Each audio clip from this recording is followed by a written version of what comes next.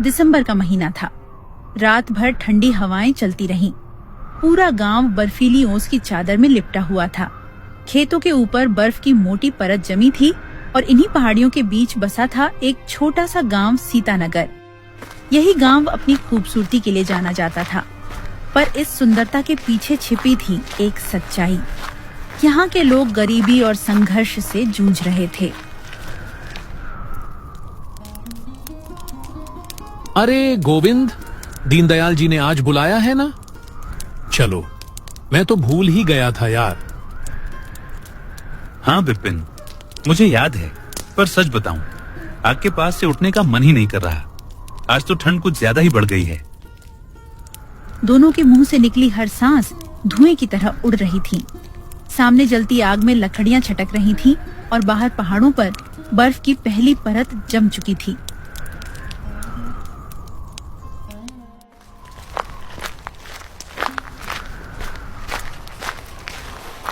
अच्छा सुन, क्या लगता है किस लिए बुला रहे होंगे दीनदयाल जी?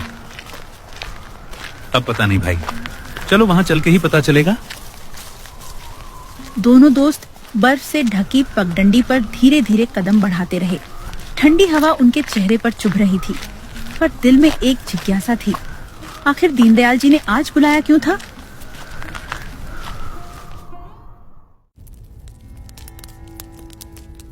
जी सेठ जी, आपने बुलाया था? हाँ देखो बिपिन, अब ठंडियां बढ़ती ही जा रही हैं।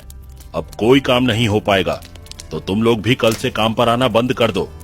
मैं भी पूरी ठंड में शहर जा रहा हूँ।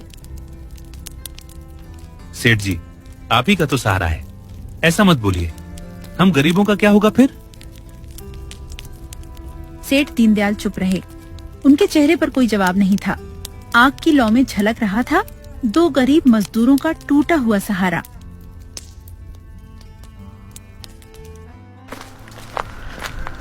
दोनों अपने उदास चेहरे लिए ठंड में कांपते हुए घर की ओर चल पड़े।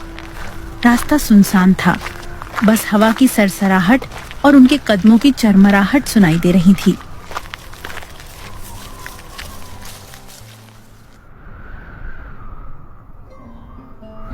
बिपिन, तुम्हारे तो माँ और बहन है, मेरी तो पत्नी और 2 छोटे बच्चे हैं। उन्हें मैं क्या खिलाऊंगा अब? हे भगवान, हमारी रक्षा करना। हम गरीबों का कोई और सहारा नहीं।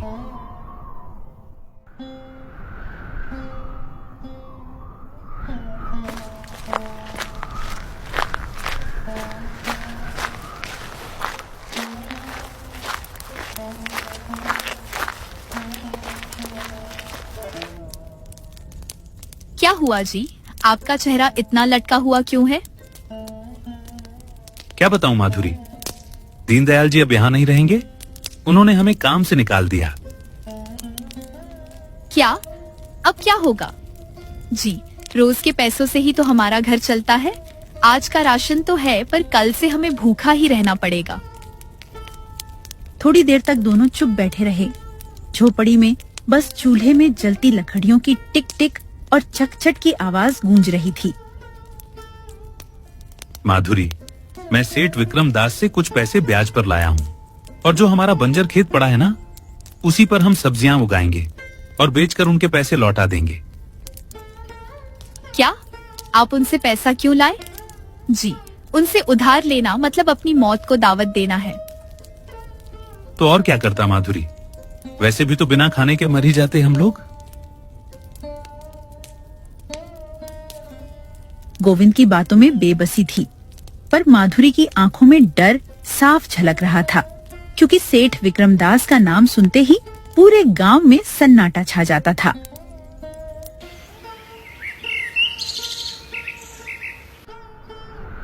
धीरे धीरे 1 महीना बीत गया। गोविंद और माधुरी ने दिन रात मेहनत करके अपनी सूखी जमीन पर फिर से हरियाली लौटा दी थी। उस सर्द सुबह गोविंद अपने छोटे से घर में अपने बेटे के साथ बैठा था। हवा में ठंड की सिहरन थी और उसके हाथ में था मिट्टी के कुल्हड़ में भरा गर्म चाय।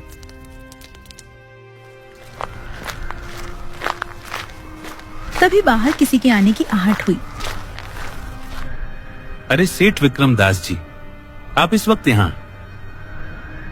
हाँ गोविंद, सोचा जरा देखने आऊं कि मेरी मेहनत के पैसे कैसे उग रहे हैं तुम्हारी जमीन में। कल चिन्ह महीना पूरा हो गया था, याद है ना तुमको? मैं अपने ब्याज के पैसे लेने आया हूं।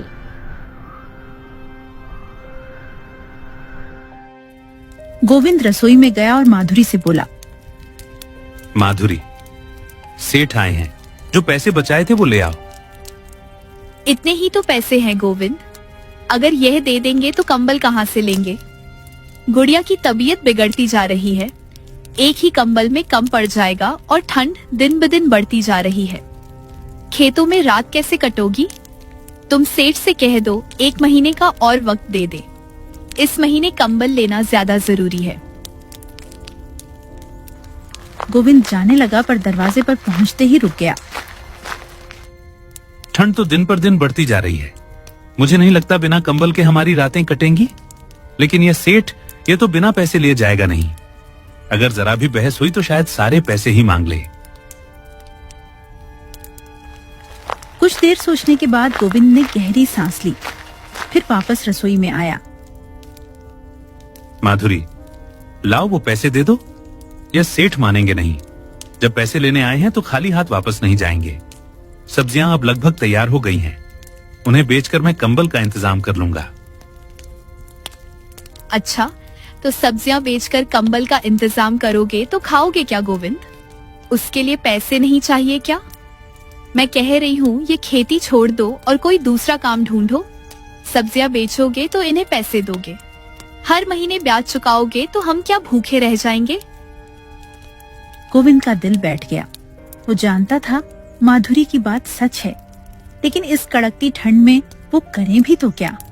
गांव में कोई काम पर रखने को तैयार नहीं था। तभी बाहर से तेज भारी आवाज आती है। अरे गोविंद, तू पैसे देगा या नहीं? मैंने तुझे साफ कहा था, हर महीने के आखिरी दिन मुझे अपना ब्याज चाहिए। अब मुझे कोई बहाना मत सुनाना, समझा? सुन रही हो ना इसे? ये मानेगा नहीं। लाओ जल्दी पैसे दो, कंबल का कोई और इंतजाम देख लेंगे। लो, ये पैसे हैं जो बड़ी मुश्किल से इकट्ठे किए थे, ना जाने इनसे कब पीछा छूटेगा। तुम अपनी खेती छोड़ दो गोविंद और मजदूरी कर लो। रोज के पैसों से हमारा घर तो चलता था। गोविंद पैसे लेकर बाहर निकला और सेठ को पैसे दे दिए। चलो दिखाओ कितना लाया है। इतना? ये तो बहुत कम है। ठीक है, अभी ले लेता हूँ, पर कल सुबह 10 बजे तक पूरा पैसा मेरे पास होना चाहिए, नहीं तो जो कागज मैंने संभाल कर रखे हैं वे काम में आ जाएंगे। सेठ जी, सब्जियां बेचने के बाद मैं बाकी पैसे दे दूंगा। अभी मेरे पास बस इतने ही हैं। ये भी मैंने कंबल के लिए बचा रखे थे। ठीक है, मैं फसल के बाद ही आऊंगा, लेकिन याद रखना तब मुझे पूरे पैसे चाहिए, वरना फिर ठीक नहीं होगा। इतना कहकर विक्रमदास वहां से चले गए। गोविंद ने गहरी सांस ली। उसकी आंखों में थकान थी और माथे पर चिंता की लकीरें। कम से कम कुछ दिन का वक्त तो मिल गया, लेकिन अब मैं कंबल का क्या करूं? उसके बिना तो रात गुजारना मुश्किल हो गया है। वो घर के अंदर गया। उसकी नजर उस टूटी चारपाई पर गई, जहां माधुरी और बच्चे एक पतले कपड़े में लिपटे सोने की कोशिश कर रहे थे। ठंडी हवा खिड़की के कोनों से अंदर घुस रही थी, जैसे घर की हर दीवार उसकी मजबूरी का मजाक उड़ा रही हो। जैसे जैसे समय बीतता जा रहा था, वैसे ही सीतानगर गांव में ठंड बढ़ती ही जा रही थी। सूरज अब दिन में बस कुछ देर झांकता और शाम होते ही बर्फीली हवाएं गलियों में नाचने लगती। इसी गांव में रहता था एक बुजुर्ग आदमी, जनक काका, जो अपनी बीमार पत्नी के साथ एक छोटे से मिट्टी के घर में रहता था। जनक काका के पास 2 गाय थीं। वो उन्हीं गायों के गोबर से उपले बनाता और फिर उन्हें सूखने के बाद गांव-गांव, घर-घर जाकर बेचा करता था। हाय भगवान, ये ठंड कितनी बढ़ती जा रही है। इतनी ठंड में मैं काम कैसे करूं? आज तो घर में खाने को भी कुछ नहीं है, और इधर मेरी बूढ़ी औरत ये तो बिस्तर पर पड्डी बीमारी से लड़ रही है। ठंड से ठिठुरते हुई जनक काका सिर पर उपलों की टोकरी उठाए गांव तक पहुंच गई थी। उपले ले लो, उपले। ठंडी में बहुत काम आएगा, पूरी रात जल जाएगा। गरीबों का सहारा है उपले, ले लो उपले ले लो। आज कोई भी उपले लेने क्यों नहीं आ रहा? लगता है ठंड के मारे सब लोग घरों में दुबके पड़े हैं। लग रहा है आज तो खाली हाथ ही घर जाना पड़ेगा मुझे, लेकिन वहाँ मेरी भूखी पत्नी मेरा इंतजार कर रही है। अरे काका रुकिए, अपने भारी भरकम उपले मुझे भी दे दीजिए। हे भगवान, बाहर बहुत ठंड है काका, जरा जल्दी करिए ना। हाँ हाँ बेटी, अभी देता हूँ। लो ये लो अपने उपले। काका पैसे कल ले लेना, अभी तो मेरे पास खुले पैसे नहीं है। बेटी, घर में अनाज का एक दाना भी नहीं बचा है। अगर तुम्हारे पास पैसे नहीं है तो पैसे के बदले थोड़ा अनाज ही दे दो। काका यह लीजिए थोड़ा चावल। ठीक है बेटी, ला यही दे दे, आज इसी से मेरा काम चल जाएगा। उपले बेचकर जनक काका अपने घर की ओर निकल पड़े। रास्ते में ठंडी हवा की लहरें तेज होती जा रही थीं, सांसें जैसे जम सी रही थीं। हे भगवान, कितनी ठंडी लग रही है, थोड़ा तो रहम खा मेरे ऊपर। अरे ठंड, तू ही कुछ रहम खा ले मुझ पर। ठंड का कहर इस कदर उमड़ रहा था कि पूरे गांव वाले परेशान हो चुके थे। दिन ढलते ढलते ठंड ने अपना विशाल और डरावना रूप ले लिया था। रात गहराने लगी और उसी काली घुटन भरी अंधेरी रात में अचानक आसमान छक से फटता हुआ लगा। कड़कती बिजली के साथ साथ मूसलाधार बारिश भी शुरू हो गई। बारिश जैसे आसमान से गिर नहीं रही थी, बल्कि किसी ने बादलों के पूरे घड़े एक साथ उलट दिए हों। हे भगवान, इतनी ठंड कम थी क्या जो अब ये इतनी जोरदार बारिश भी शुरू हो गई? ये तो हम गरीबों की जान ही ले लेंगी। अब कुछ दिन तो घरों में ही कैद रहना पड़ेगा, वरना बाहर कदम रखते ही जम जाएंगे। ये क्या हो गया? इतनी कड़ाके की ठंड पर यह बारिश और तूफान भी शुरू हो गया। अगर मौसम ऐसे ही बिगड़ता रहा तो हमारी सारी सब्जियां खराब हो जाएंगी। सच कह रहे हो गोविंद, इतनी मेहनत से इतनी सर्दी में हमने ये सब्जियां उगाई हैं। अगर यह भी खराब हो गई तो हम झेंगे कैसे?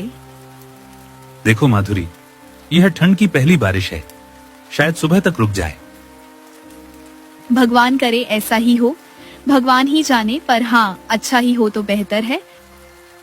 माधुरी, बहुत ठंड लग रही है, कोई अतिरिक्त कंबल हो तो निकाल दो, नहीं तो रात काटना मुश्किल हो जाएगा।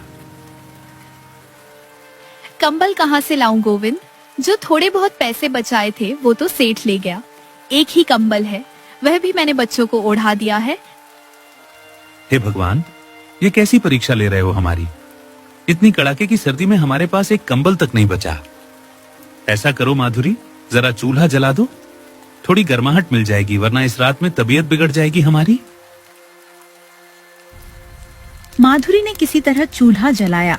गीली लकड़ियों से धुआं निकल रहा था, पर थोड़ा बहुत ताप मिल ही गया। सब लोग चूल्हे के पास सिकुड़ कर बैठे। उस आग की हल्की सी गर्मी ही उनके लिए सहारा बनी हुई थी। बाहर बारिश का शोर और अंदर हर चेहरे पर चिंता और थकान की लकीरें। बारिश रुकी ही नहीं। पूरे 4 दिन तक लगातार आसमान बरसता ही रहा। कोई भी घर से बाहर नहीं निकला। किसी के पास हिम्मत नहीं बची थी और ना ही कोई उम्मीद।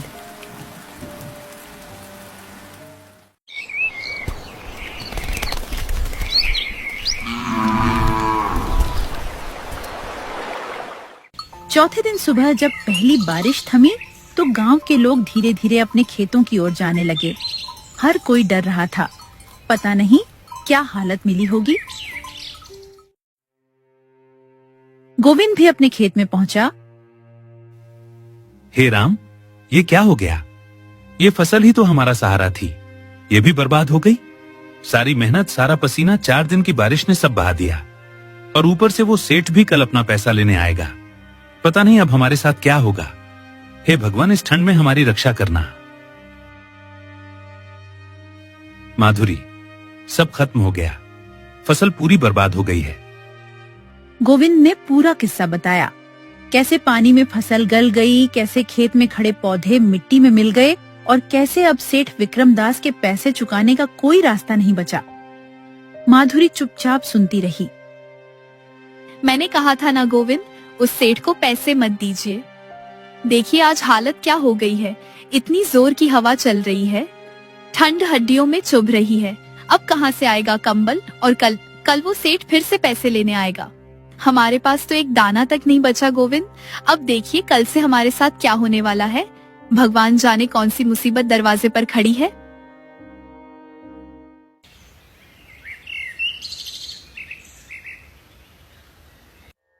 रात भर जागते जागते गोविंद और माधुरी की आंखों में नींद का एक कतरा भी नहीं आया। गोविंद बस अंधेरे को ताकता रहा।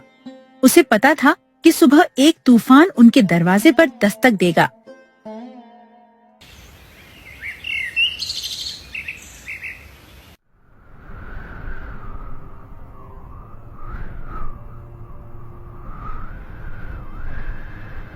अरे गोविंद, मैं आ गया हूँ, जल्दी से मेरे पैसे दे दे, यहाँ बहुत ठंड लग रही है।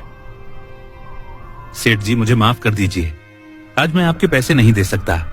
मेरी पूरी फसल बारिश में बर्बाद हो गई है, सारा खेत पानी में डूब चुका है। मैं हाथ जोड़कर कहता हूँ, कृपया मुझे थोड़ा समय दे दीजिए, मैं कोई और काम ढूंढ लूंगा और सबसे पहले आपके पैसे चुका दूंगा। मुझे कोई बहाना नहीं चाहिए गोविंद, बस पैसे चाहिए अभी के अभी। और अगर नहीं दे सकता तो सुन ले, आज से यह घर और तेरा खेत दोनों मेरे हुए। जब पैसे ले आएगा तब वापस ले लेना। थोड़ा तो रहम खाइए, ये घर मेरा आशियाना है, यहाँ मेरी पत्नी है, मेरे छोटे छोटे बच्चे हैं। इतनी ठंड में मैं इन्हें लेकर कहाँ जाऊंगा? मुझे कुछ नहीं सुनना है, अभी इसी वक्त अपने बीवी बच्चों को लेकर इस घर से निकल जा गोविंद, और जब पैसे हो तब वापस आ जाना। ये सुनते ही गोविंद की आंखों के सामने अंधेरा सा छा गया, लेकिन सेठ विक्रम दास के चेहरे पर जरा भी रहम नहीं था। कुछ ही मिनटों में माधुरी, गोविंद और उनके 2 छोटे बच्चे उस जमा देने वाली ठंड में घर से बेघर कर दिए गए। बाहर हवा ऐसे चल रही थी जैसे कोई नुकीली चीज चुभ रही हो। आसमान काला था और सूरज कहीं दिखाई ही नहीं दे रहा था। गोविंद, बहुत ठंड लग रही है, इस साड़ी में कितनी ही ताकत हो, इतना सर्द मौसम कैसे झेलूं? मुझे लग रहा है आज शायद हमारा आखिरी दिन है। नहीं माधुरी, ऐसा मत बोलो, कहीं ना कहीं कोई ना कोई जगह जरूर मिलेगी जहां हम रात गुजार सकें। बस हिम्मत मत हारो, तुम टूटोगी तो बच्चे भी डर जाएंगे। कुछ दूरी तक लड़खड़ाते हुए चलते चलते गांव के किनारे अचानक उन्हें एक पुरानी सी झोपड़ी दिखाई दी। ठंड और थकान से टूट चुके थे वो लोग। धीरे से उस झोपड़ी में चले गए। लगता है यहाँ अभी कोई नहीं है। चलो जब तक इस झोपड़ी का मालिक नहीं आता हम लोग यहीं रुक लेते हैं। जब वो आएगा हम उसे सारी बात बता देंगे, शायद वो हमारी मजबूरी समझ जाए। यूं ही सोचते सोचते सब उस झोपड़ी में ठहर गए। माधुरी ने कुछ लकड़ियां इकट्ठी की और आग जला दी ताकि सबको थोड़ी गर्माहट मिल सके। अच्छा हुआ, थोड़ा सुकून मिला। इतनी ठंड में भटक भटक कर हालत खराब हो गई थी। हाँ, लेकिन पता नहीं ये झोपड़ी किसकी है। मालिक आएंगे तो ना जाने क्या कहेंगे। इतनी तेज सर्दी में अगर यहाँ से भी जाना पड़ा, हम जाएंगे कहाँ? सब लोग आग के पास बैठे ही थे कि तभी झोपड़ी का दरवाजा चरमराया और जनक काका अंदर आ गए। यह घर उन्हीं का था। अरे बेटा, तुम लोग कौन हो और इस ठंड में यहाँ क्या कर रहे हो? फिर गोविंद ने धीरे धीरे पूरे हादसे की बात जनक काका को बता दी। कैसे फसल बर्बाद हुई, कैसे सेठ ने घर और खेत छीन लिया और कैसे वह सब ठंड में भटकते फिर रहे थे। हे भगवान, कैसा निर्दयी आदमी है वो सेठ। बेटा चिंता मत करो, जिसने तुम्हारे साथ ऐसा किया है ऊपर वाला उसके साथ भी वैसा ही करेगा।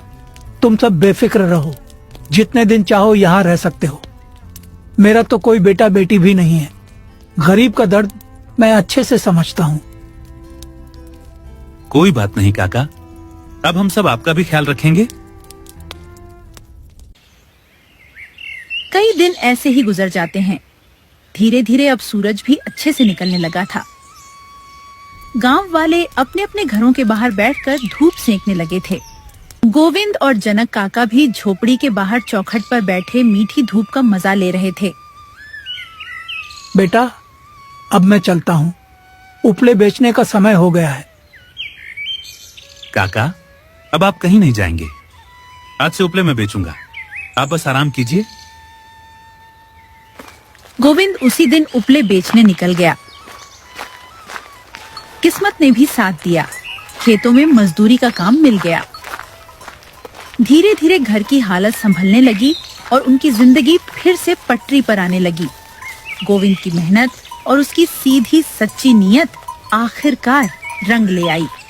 कई कोशिशों के बाद वो सेठ से अपना घर और खेत दोनों छुड़वा लेता है और फिर जिस घर से आंसू बहाकर निकले थे उसी घर में दोबारा सुकून से अपने पूरे परिवार के साथ रहने लगा।